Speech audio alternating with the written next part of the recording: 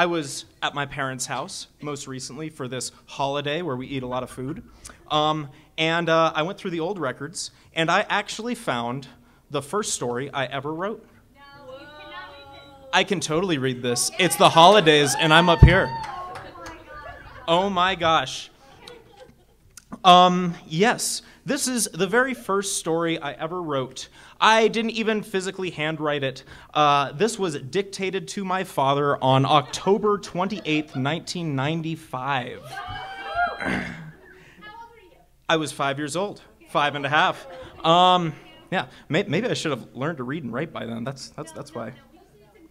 Yeah. Anyways, I was 5 years old, and I told my dad this story. There were a few different stories I told my dad, but this is the oldest one I could find. And yeah, I have it right here in my dad's handwriting. Right? And I thought we'd start there, and then after that, I have a nonfiction piece that I wrote today. Okay. All right, so we really have the full spectrum of, the first thing that I could find that I ever wrote and the most recent thing that I ever wrote today, okay? And I might ramble in a little, in the middle, just a little bit. If you've taken classes with me, you know that's mostly what I like to do up here. Really? No way. In any case, the story that I wrote for my dad when I was 5 is called Levi Come Home. It's a story about a missing child, okay? And I'm going to do my best here. All right.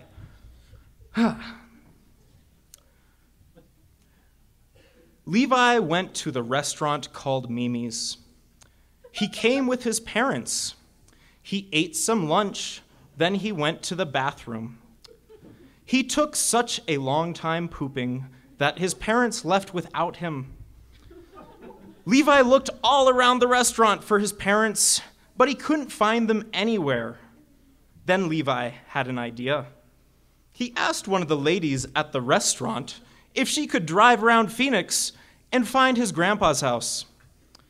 For many days they traveled, but one day there was a war. It was such a bad and hard war, the lady at the restaurant died. There was nothing left for Levi to do but to get out of the car and travel. Levi went over bunches and bunches of mountains. Finally, he was back in Phoenix, and he saw a policeman. Then he told the policeman that he was lost. He said, "All I can tell you is my name is Levi." So the policeman said, "What can I do for you?" Levi said, "Can you drive around Phoenix and look for my grandpa's house?" The policeman drove a long way back and forth in Phoenix until there was some people the policeman had to put in jail. The policeman got to the robbers who had guns in their pockets. He took them out and injured the policeman, and then the hospital came and picked him up. So Levi got out of the car and started walking in the desert. Levi walked until nighttime, built a fort, finally found a soft spot to sleep, then spent the night. The next morning, he walked and walked and walked all day long. Then he did the same thing he did the other night. The very next morning, Levi said he was not going to stop walking until he had crossed the desert. Levi got into a junkyard. A digger picked him up, and he was going to be crushed with all the other garbage. So when Levi was going to be smashed, he lay perfectly flat and was hurt some, but was all right. So Levi walked and walked and walked till he got to the town of Bisbee, the forest part. Levi went into a store where his parents were. They didn't recognize Levi because he had grown, there was a hole in his pants, and while in the desert, a rattlesnake bite off his shirt. So Levi walked and camped out that night. Levi came to the town of Phoenix and noticed something that was the same. Levi looked around and found his grandpa's house. Finally, he knocked on the door. His grandpa would have recognized him, but his grandpa knew it was Levi. And his grandpa drove him home. The end.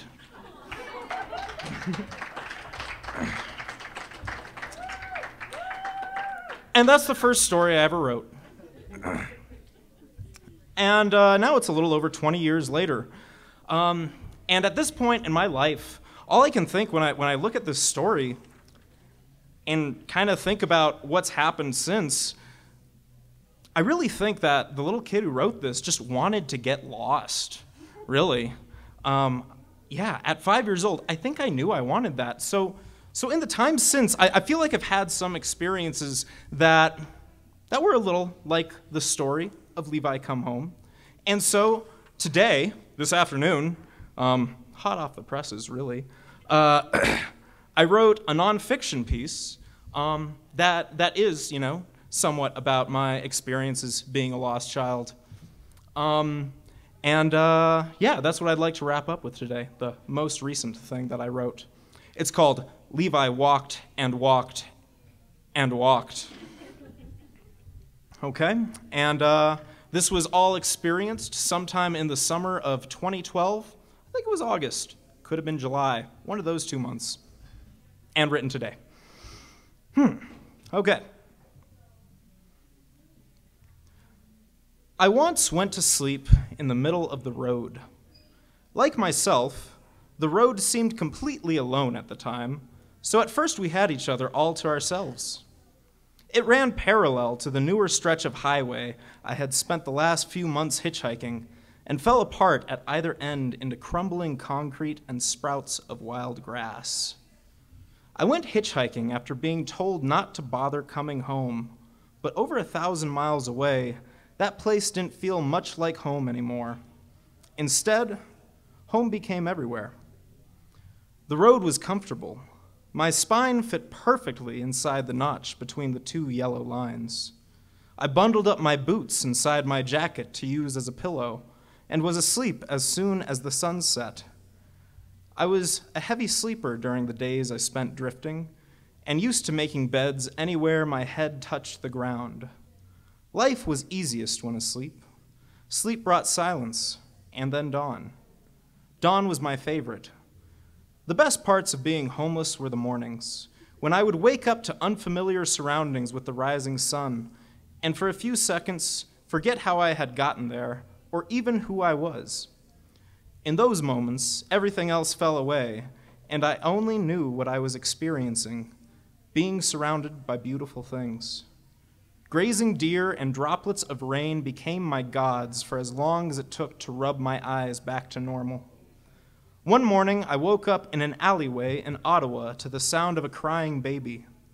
As I quietly packed my things on the other side of the wall, the baby was joined by the sound of a lullaby.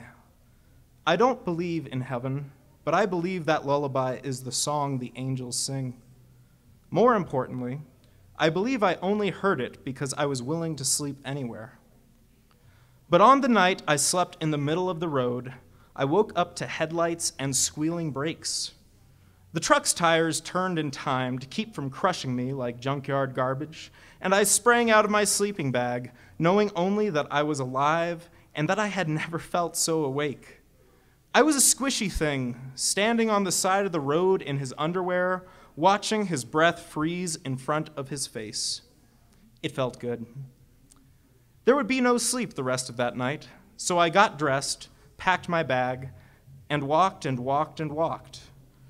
I didn't see any cars as the light around me slowly changed from black to orange to blue, just the road running in front of me as far as I could see. I imagined there was someplace waiting for me at the end of it, someplace nice filled with sunrises and songs. But then I realized it was already sunrise, and there was nothing stopping me from singing to myself. I sang until my next ride pulled over. And for those of you who are curious, the song did have a verse and half a chorus, but I mostly just sang da da da da da da da da da dun da da da da da da da over and over again. Thank you very much.